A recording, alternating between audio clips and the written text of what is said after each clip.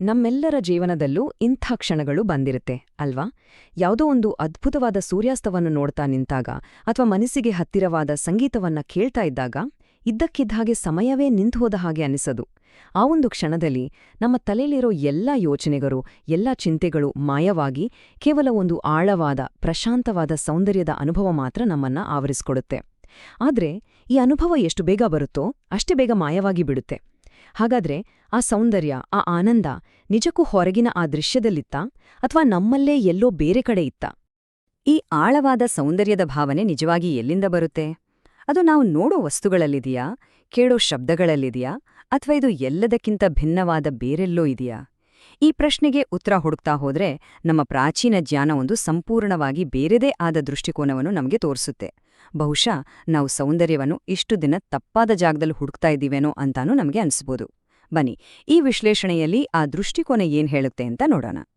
ನಾವೆಲ್ಲರೂ ಅಷ್ಟೇ ಅಲ್ವಾ, ನಮ್ಮ ಜೀವನದ ಬಹುಪಾಲು ಸಮಯವನ್ನ ಸೌಂದರ್ಯದ ಹುಡುಕಾಟದಲ್ಲೇ ಕಳೆದುಬಿಡ್ತೀವಿ. ಸುಂದರವಾದ ವ್ಯಕ್ತಿಗಳು, ಸುಂದರವಾದ ಸ್ಥಳಗಳು, ಬೆಲೆಬಾಳುವ ವಸ್ತುಗಳು, ಹೀಗೆ ಒಂದಲ್ಲ ಒಂದು ರೂಪದಲ್ಲಿ ನಾವು ಸೌಂದರ್ಯವನ್ನ ಹುಡುಕ್ತಲೇ ಇರ್ತೀವಿ. ಯಾಕಂದ್ರೆ ಅದ್ರಿಂದ ನಮ್ಗೆ ಶಾಶ್ವತವಾದ ಸಂತೋಷ ಸಿಗುತ್ತೆ ಅಂತ ನಾವು ನಂಬಿದ್ದೀವಿ. ಆ ಒಂದು ವಸ್ತು ಸಿಕ್ಕ್ರೆ ನಾನು ಖುಷಿಯಾಗಿರ್ತೀನಿ, ಆ ಜಾಗಕ್ಕೆ ಹೋದ್ರೆ ಜೀವನ ಸುಂದರವಾಗಿರುತ್ತೆ, ಈ ಥರದ ಯೋಚನೆಗಳು ನಮ್ಮ ಮನಸ್ಸಲ್ಲಿ ಯಾವಾಗ್ಲೂ ಓಡಾಡ್ತಲೇ ಇರುತ್ತೆ. ಇದು ತುಂಬಾ ಸಹಜ ಕೂಡ. ಆದ್ರೆ ಒಂದು ಕ್ಷಣ ಯೋಚಿಸಿ ನೋಡಿ, ಈ ಹೊರಗಿನ ವಸ್ತುಗಳಿಂದ ಸಿಗೋ ಆನಂದ ಎಷ್ಟು ಸಮಯ ಇರುತ್ತೆ? ಒಂದು ಸುಂದರವಾದ ಹೂವು ಇವತ್ತು ಅರಳುತ್ತೆ, ನಾಳೆ ಬಾಡಿ ಹೋಗುತ್ತೆ. ಇವತ್ತು ಹೊಚ್ಚ ಹೊಸದು ಅಂತ ಅನಿಸೋ ಕಾರು ಕೆಲವೇ ದಿನಗಳಲ್ಲಿ ಹಳೆದಾಗುತ್ತೆ. ಒಂದು ಅದ್ಭುತ ಕ್ಷಣ ಕೇವಲ ನೆನಪಾಗಿ ಮಾತ್ರ ಉಳಿಯುತ್ತೆ. ಅಂದ್ರೆ ಸೌಂದರ್ಯ ಅನ್ನೋದು ಆ ವಸ್ತುವಿನ ಆಕಾರದಲ್ಲಿ ಅಥವಾ ರೂಪದಲ್ಲಿ ಸಂಪೂರ್ಣವಾಗಿಲ್ಲ. ಈ ಸ್ಲೈಡ್ನಲ್ಲಿರೋ ಮಾತು ಅದನ್ನೇ ಸ್ಪಷ್ಟವಾಗಿ ಹೇಳುತ್ತೆ. ರೂಪವು ಸೌಂದರ್ಯವನ್ನು ಹೊಂದಿದೆ ಎಂದು ನಮಗೆ ಅನಿಸಬಹುದು, ಆದರೆ ನಿಜವಾದ ಸೌಂದರ್ಯವು ಯಾವುದೇ ರೂಪವನ್ನು ಮೀರಿದು. ಹಾಗಾದ್ರೆ ಆ ನಿಜವಾದ ಶಾಶ್ವತವಾದ ಸೌಂದರ್ಯ ಇರೋದು ಎಲ್ಲಿ? ಇಲ್ಲೇ ನೋಡಿ, ನಮ್ಮ ಇಡೀ ದೃಷ್ಟಿಕೋನವನ್ನೇ ಬದಲಾಯಿಸೋ ಒಂದು ಅದ್ಭುತವಾದ ಯೋಚನೆ ಇದೆ.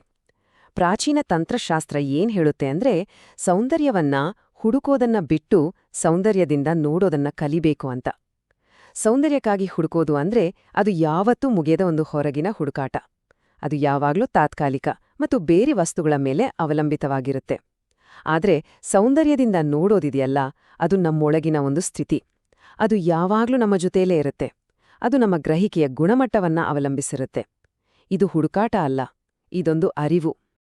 ಈ ಆಳವಾದ ಅರಿವನ್ನ, ಈ ಅಂತರಂಗದ ಸೌಂದರ್ಯವನ್ನ ಅರ್ಥ ಮಾಡ್ಕೊಳ್ಳೋಕೆ ನಮ್ಮ ಪ್ರಾಚೀನ ಜ್ಞಾನ ಪರಂಪರೆ ನಮ್ಗೆ ಒಬ್ಬ ದೇವತೆಯ ಪರಿಚಯ ಮಾಡಿಸುತ್ತೆ. ಆದ್ರೆ ಇವರು ಕೇವಲ ಕಥೆಗಳಲ್ಲಿ ಬರೋ ದೇವತೆಯಲ್ಲ, ಬದಲಾಗಿ ನಮ್ಮೆಲ್ಲರೊಳಗೆ ಇರೋ ಒಂದು ತತ್ವ. ಆ ತತ್ವದ ಹೆಸರೇ ತ್ರಿಪುರ ಸುಂದರಿ. ಸೌಂದರ್ಯವದ ನಿಜವಾದ ಸ್ವರೂಪ ಏನು ಅಂತ ಅರ್ಥ ಮಾಡ್ಕೊಳ್ಳೋಕೆ ಈ ತತ್ವ ನಮ್ಗೆ ದಾರಿ ತೋರಿಸುತ್ತೆ. ತ್ರಿಪುರ ಸುಂದರಿ ಈ ಹೆಸರನ್ನ ಒಮ್ಮೆ ಗಮನಿಸಿ. ತ್ರಿ ಅಂದ್ರೆ 3, ಪುರ ಅಂದ್ರೆ ಲೋಕ ಅಥವಾ ನಗರ, ಸುಂದರಿ ಅಂದ್ರೆ ಸೌಂದರ್ಯವತಿ, ಅಂದ್ರೆ 3 ಲೋಕಗಳ ಸೌಂದರ್ಯ ಅಂತ. ಹಾಗಂತ ಇವರು ಕೇವಲ ಒಬ್ಬ ದೇವತೆಯಲ್ಲ, ಬದಲಾಗಿ ನಮ್ಮ ಅಸ್ತಿತ್ವದ ಎಲ್ಲಾ ಸ್ಥಿತಿಗಳಲ್ಲೂ ಹರಿಯುವ ಚೈತನ್ಯ ಅಥವಾ ಪ್ರಜ್ಞೆ. ಹಾಗಾದ್ರೆ ಆ 3 ಲೋಕಗಳು ಯಾವುವು? ನೋಡೋಣ ಬನ್ನಿ. ಇದು ತ್ರಿಪುರ ಸುಂದರಿಯ ಒಂದು ಕಲಾತ್ಮಕ ಚಿತ್ರಣ. ಅವಳ ಮುಖದಲ್ಲಿರೋ ಆ ಶಾಂತ ಭಾವ, ಅವಳ ಆಸನದ ಭವ್ಯತೆ, ಇವೆಲ್ಲವೂ ಕೇವಲ ಅಲಂಕಾರ ಅಲ್ಲ. ಇವು ಆನಂದ, ಜ್ಞಾನ ಮತ್ತು ಕರುಣೆಯ ಸಂಕೇತಗಳು. ಈ ರೂಪವನ್ನ ಕೇವಲ ಕಣ್ಣುಗಳಿಂದ ನೋಡೋದಕ್ಕಿಂತ ಹೆಚ್ಚಾಗಿ ನಮ್ಮೊಳಗಿನ ಅನುಭವದಿಂದ ಇದನ್ನ ಗ್ರಹಿಸೋಕೆ ಪ್ರಯತ್ನಿಸೋಣ. ಈ ರೂಪವನ್ನ ಧ್ಯಾನಿಸ್ತಾ ಇದರ ಹಿಂದಿರೋ ತತ್ವವನ್ನ, ಅಂದ್ರೆ ನಮ್ಮೊಳಗಿನ ಆ ಸೌಂದರ್ಯವನ್ನ ಅರ್ಥ ಮಾಡ್ಕೊಳ್ಳೋಣ. ಹಾಗಾದ್ರೆ ಈ 3 ಲೋಕಗಳು ಅಥವಾ ನಗರಗಳು ಅಂದ್ರೆ ಯಾವುದು? ಇವು ಎಲ್ಲೋ ದೂರದಲ್ಲಿರೋ ಲೋಕಗಳಲ್ಲ. ನಾವು, ನೀವೆಲ್ಲರೂ ಪ್ರತಿದಿನ ಅನುಭವಿಸೋ ಪ್ರಜ್ಞೆಯ 3 ಸ್ಥಿತಿಗಳು. ಮೊದಲನೇದು ಜಾಗೃತಾವಸ್ಥೆ, ಅಂದ್ರೆ ನಾವು ಎಚ್ಚರವಾಗಿರುವಾಗ ನಮ್ಮ ಇಂದ್ರಿಯಗಳ ಮೂಲಕ ಜಗತ್ತನ್ನ ಅನುಭವಿಸೋ ಸ್ಥಿತಿ. ಎರಡನೇದು ಸ್ವಪ್ನಾವಸ್ಥೆ, ನಿದ್ರೆಯಲ್ಲಿ ನಮ್ಮ ಮನಸ್ಸೇ ಒಂದು ಪ್ರಪಂಚವನ್ನ ಸೃಷ್ಟಿ ಮಾಡತ್ತಲ್ಲ, ಆ ಸ್ಥಿತಿ. ಮತ್ತು ಮೂರನೇದು ಸುಷುಪ್ತಿ, ಅಂದ್ರೆ ಗಾಢ ನಿದ್ರೆ. ಅಲ್ಲಿ ಕನಸುಗಳೂ ಇರಲ್ಲ, ನಾನು ಅನ್ನೋ ಭಾವನೆ ಕೂಡ ಕರಗಿ ಹೋಗಿರುತ್ತೆ. ತ್ರಿಪುರ ಸುಂದರಿಯ ಸೌಂದರ್ಯ ಅನ್ನೋದು ಈ 3 ಸ್ಥಿತಿಗಳಲ್ಲಿ ಯಾವುದೋ ಒಂದಕ್ಕೆ ಸೀಮಿತವಾಗಿಲ್ಲ. ಆಕೆ ಈ 3 ಸ್ಥಿತಿಗಳ ಮೂಲಕ ಹರಿಯುವ, ಆದರೆ ಅವೆಲ್ಲದರಿಂದ ಅತೀತಳಾದ ಸಾಕ್ಷಿ ಪ್ರಜ್ಞೆ.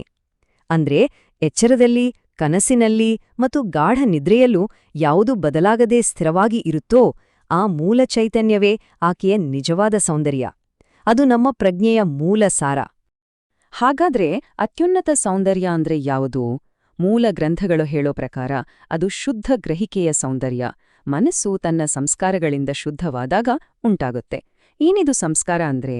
ಸರಳವಾಗಿ ಹೇಳೋದಾದ್ರ ನಮ್ಮ ಮನಸ್ಸಿನ ಮೇಲೆ ಕೂತಿರೋ ಹಳೇ ನೆನಪುಗಳು, ನಂಬಿಕೆಗಳು, ಇಷ್ಟಕಷ್ಟಗಳು, ಅಭಿಪ್ರಾಯಗಳು ಇವೆಲ್ಲ ಸೇರಿ ನಮ್ಮ ದೃಷ್ಟಿಯ ಮೇಲೆ ಒಂದು ಪರ್ದೆಯನ್ನ ಎಳೆದ್ಬಿಡುತ್ತೆ. ಇದನ್ನ ಹೀಗೆ ಕಲ್ಪನೆ ಮಾಡಿಕೊಳ್ಳಿ. ನಮ್ಮ ಶುದ್ಧವಾದ ಅರಿವಿದೆಯಲ್ಲ, ಅದು ಒಂದು ಸುಂದರವಾದ ಪಳಪಳ ಹೊಳೆಯೋ ದೀಪದ ಹಾಗೆ. ಆದ್ರೆ ನಮ್ಮ ಯೋಚನೆಗಳು, ನಮ್ಮ ಅಭಿಪ್ರಾಯಗಳು, ನಮ್ಮ ನೆನಪುಗಳು ಇವೆಲ್ಲ ಸೇರಿ ಆ ದೀಪದ ಮೇಲೆ ಒಂದು ದಪ್ಪನೆ ಕಪ್ಪು ಪದರವನ್ನೇ ಸೃಷ್ಟಿ ಮಾಡಿಬಿಟ್ಟಿದೆ. ಈ ಪದರವೇ ಒಂದು ಫಿಲ್ಟರ್ ಥರ ಕೆಲಸ ಮಾಡುತ್ತೆ. ಇದರಿಂದಾಗಿ ನಾವು ಜಗತ್ತಿನ ಇದ್ದ ಹಾಗೆ ನೋಡಲ್ಲ, ಬದಲಾಗಿ ನಮ್ಮ ಫಿಲ್ಟರ್ ಮೂಲಕ ನೋಡ್ತೀವಿ. ಅದಕ್ಕೆ ಇದು ಚೆನ್ನಾಗಿದೆ, ಚೆನ್ನಾಗಿಲ್ಲ ಅಂತ ಲೇಬಲ್ ಹಚ್ತೀವಿ, ವಿಶ್ಲೇಷಣೆ ಮಾಡ್ತೀವಿ. ಆದ್ರೆ ನಿಜವಾಗಿ ಅದನ್ನ ಗ್ರಹಿಸೋದೇ ಇಲ್ಲ. ಶುದ್ಧ ಗ್ರಹಿಕೆ ಅಥವಾ ನಿರ್ಮಲ ದೃಷ್ಟಿಯಂದ್ರೆ ನೋಡೋವ್ರು ಮತ್ತು ನೋಡಲ್ಪಡೋ ವಸ್ತುವಿನ ನಡುವೆ ಇರೋ ಗೆರೆ ಅಳಿಸಿ ಹೋಗೋದು. ಆಗ ಜಗತ್ತು ಬೇರೆ ಬೇರೆ ವಸ್ತುಗಳ ಗುಂಪಾಗಿ ಕಾಣಲ್ಲ, ಬದಲಾಗಿ ಒಂದೇ ಒಂದು ಅರಿವಿನ ಕ್ಷೇತ್ರವಾಗಿ ಅನುಭವಕ್ಕೆ ಬರುತ್ತೆ. ಅಂದ್ರೆ ನಾನು ಹೂವನ್ನ ನೋಡ್ತಾ ಇದ್ದೀನಿ ಅನ್ನೋ ಭಾವನೆ ಹೋಗಿ ಅಲ್ಲಿ ಕೇವಲ ನೋಡುವಿಕೆ ಅನ್ನೋ ಒಂದು ಕ್ರಿಯೆ ಮಾತ್ರ ಉಳಿಯುತ್ತೆ. ಇದೇ ತ್ರಿಪುರ ಸುಂದರಿಗೆ ಲಲಿತಾ ಅಂತಾನೂ ಇನ್ನೊಂದು ಹೆಸರಿದೆ. ಲಲಿತಾ ಅಂದ್ರೆ ಆಟವಾಡುವವಳು ಅಂತ. ಈ ಇಡೀ ವಿಶ್ವವೇ ಆಕೆಯ ಒಂದು ಆನಂದಮಯವಾದ ಲೀಲೆ ಅಥವಾ ಆಟ ಅನ್ನೋದು ಇದರ ಅರ್ಥ. ಸೃಷ್ಟಿ, ಸ್ಥಿತಿ, ಲಯ ಇದೆಲ್ಲವೂ ಆ ದೇವಿಯ ಒಂದು ಸುಂದರ ನೃತ್ಯ. ಈ ದೃಷ್ಟಿಕೋನದಿಂದ ನೋಡಿದಾಗ ಜೀವನದ ಕಷ್ಟ ಸುಖಗಳು ಒಂದು ದೊಡ್ಡ ಹೋರಾಟದಂತೆ ಕಾಣೋದಿಲ್ಲ, ಬದಲಾಗಿ ಒಂದು ದೊಡ್ಡ ನಾಟಕದ ಭಾಗಗಳಂತೆ ಕಾಣುತ್ತೆ. ಸರಿ, ಇಷ್ಟೆಲ್ಲ ತಿಳ್ಕೊಂಡ್ಮೇಲೆ ನಾವು ಮಾತಾಡಿದ್ವಲ್ಲ ಆ ಸೂರ್ಯಾಸ್ತದ ಅನುಭವ, ಅದನ್ನೊಮ್ಮೆ ಮತ್ತೆ ನೆನ್ಪಿಸ್ಕೊಳ್ಳೋಣ. ಯಾಕಂದ್ರೆ ಈಗ ಅದಕ್ಕೊಂದು ಹೊಸ ಅರ್ಥ ಸಿಗಲಿದೆ. ಆ ಅನುಭವ ಕೇವಲ ಒಂದು ಸುಂದರ ದೃಶ್ಯವಾಗಿರ್ಲಿಲ್ಲ, ಅದು ಅದಕ್ಕಿಂತ ಎಷ್ಟೋ ಆಳವಾದದ್ದು. ಆ ಕ್ಷಣದಲ್ಲಿ, ಆ ಅದ್ಭುತವಾದ ಅನುಭವದ ಹೊತ್ತಲ್ಲಿ ನಿಜಕ್ಕೂ ನಡೆದಿದ್ದೇನು? ನಮ್ಮನ್ನ ಮಂತ್ರಮುಗ್ಧರನ್ನಾಗಿ ಮಾಡಿದ್ದು ಬರೀ ಸೂರ್ಯಾಸ್ತದ ಬಣ್ಣಗಳೇ, ಅಥವಾ ನಮ್ಮೊಳಗೆ ಏನಾದ್ರೂ ಪವಾಡ ನಡೀತಾ ಇತ್ತಾ? ಯಾವಾಗ ನಮ್ಗೆ ಒಂದು ಅಪಾರವಾದ ವಿಸ್ಮಯ ಆಗುತ್ತೋ ಆಗ ನಮ್ಮ ಮನಸ್ಸಲ್ಲಿ ಓಡೋ ಸಾವಿರಾರು ಯೋಚನೆಗಳು ಇದ್ದಕ್ಕಿದ್ದಾಗೆ ನಿಂತ್ಹೋಗುತ್ತೆ. ಗಮನಿಸ್ತೀರಾ? ಆ ಮನಸ್ಸಿನ ಗದ್ದಲ ಶೂನ್ಯ. ಆ ಕ್ಷಣದಲ್ಲಿ ನಮ್ಮ ದೃಷ್ಟಿಯ ಮೇಲಿದ್ದ ಆ ಕಪ್ಪು ಫಿಲ್ಮ್ ಇದೆಯಲ್ಲ, ಅದು ತಾತ್ಕಾಲಿಕವಾಗಿ ಕರಗಿ ಹೋಗುತ್ತೆ. ಮನಸ್ಸು ಸಂಪೂರ್ಣವಾಗಿ ಆ ವರ್ತಮಾನದ ಕ್ಷಣದಲ್ಲಿ ಲೀನವಾಗಿರುತ್ತೆ. ಆಗ ಏನಾಗುತ್ತೆ ಗೊತ್ತಾ? ಈ ಸ್ಲೈಡ್ನಲ್ಲಿರೋ ಮಾತು ಇದನ್ನ ಅತ್ಯಂತ ಅದ್ಭುತವಾಗಿ ಹೇಳುತ್ತೆ. ಗ್ರಹಿಕೆಯ ಪ್ರತಿಯೊಂದು ಕ್ಷಣದಲ್ಲೂ ನಮ್ಮದೇ ಆದ ಶಾಶ್ವತ ಮತ್ತು ಅನಂತ ಆತ್ಮದ ಅನಾವರಣ. ಅಂದ್ರೆ ನಾವು ಆ ಸೂರ್ಯಾಸ್ತದಲ್ಲಿ ಕಂಡಿದ್ದು ಬರೀ ಬಣ್ಣಗಳನ್ನಲ್ಲ, ಅದು ನಮ್ಮದೇ ಆತ್ಮದ, ನಮ್ಮದೇ ಚೈತನ್ಯದ ಪ್ರತಿಬಿಂಬ. ಯೋಚನೆ ಮಾಡಿ, ಆ ಸೌಂದರ್ಯ ಹೊರಗಿರ್ಲಿಲ್ಲ, ಅದು ನಮ್ಮೊಳಗಿನಿಂದಲೇ ಹೊಮ್ಮುತ್ತಿತ್ತು. ಅದಕ್ಕೆ ಹೇಳ್ತಾರೆ, ನಿಜವಾದ ಸೌಂದರ್ಯದ ಅನುಭವ ಅನ್ನೋದು ಒಂದು ರೀತಿ ಧ್ಯಾನದ ಸ್ಥಿತಿ ಇದ್ದ ಹಾಗೆ. ಅದು ಸಮಾಧಿಯ ಒಂದು ಕ್ಷಣ. ಅಲ್ಲಿ ನೋಡೋವ್ರು, ನೋಡಲ್ಪಡೋ ವಸ್ತು ಎರಡೂ ಬೇರೆ ಬೇರೆಯಲ್ಲ, ಎರಡೂ ಒಂದೇ ಆಗಿರುತ್ತೆ. ಸೂರ್ಯಾಸ್ತ ಮತ್ತು ನಾವು ಒಂದೇ ಆಗಿದ್ವಿ. ಹಾಗಾಗಿ ಸೌಂದರ್ಯ ಅನ್ನೋದು ನಾವು ನೋಡೋ ವಸ್ತು ಅಲ್ಲ, ಅದು ನಾವು ಅನುಭವಿಸೋ ಒಂದು ಸ್ಥಿತಿ. ಸರಿ, ಈ ಎಲ್ಲ ಜ್ಞಾನದಿಂದ ನಮ್ಗೇನು ಉಪಯೋಗ? ನಮ್ಮ ದಿನನಿತ್ಯದ ಜೀವನದಲ್ಲಿ ಇದನ್ನೆಲ್ಲ ಹೇಗೆ ನೋಡೋದು? ಇದರಿಂದ ನಮ್ಮ ದೃಷ್ಟಿಕೋನ ಹೇಗೆ ಬದಲಾಗಬಹುದು? ಅಂದ್ರೆ ನಾವು ಇನ್ನು ಮುಂದೆ ಹೊಸ ಕಣ್ಣುಗಳಿಂದ ಜಗತ್ತನ್ನ ನೋಡಬಹುದು. ಮೊದಲನೇದಾಗಿ, ಸೌಂದರ್ಯಕ್ಕೋಸ್ಕರ ನಾವು ಹೊರಗೆ ಹುಡುಕಾಡ್ತೀವಲ್ಲ, ಆ ಹುಡುಕಾಟಕ್ಕೆ ಒಂದು ಪೂರ್ಣ ವಿರಾಮ ಹಾಕಬಹುದು.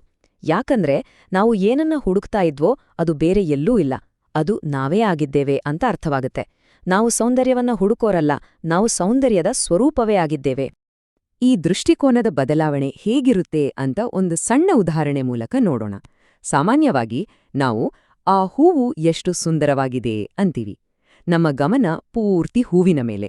ಆದ್ರೆ ಈ ಹೊಸ ದೃಷ್ಟಿಕೋನದಲ್ಲಿ ಈ ನೋಡ್ತಾ ಇರೋ ಕ್ಷಣದಲ್ಲಿ ಸೌಂದರ್ಯ ಇದೆ ಅಂತ ಅನುಭವಿಸ್ತೀವಿ.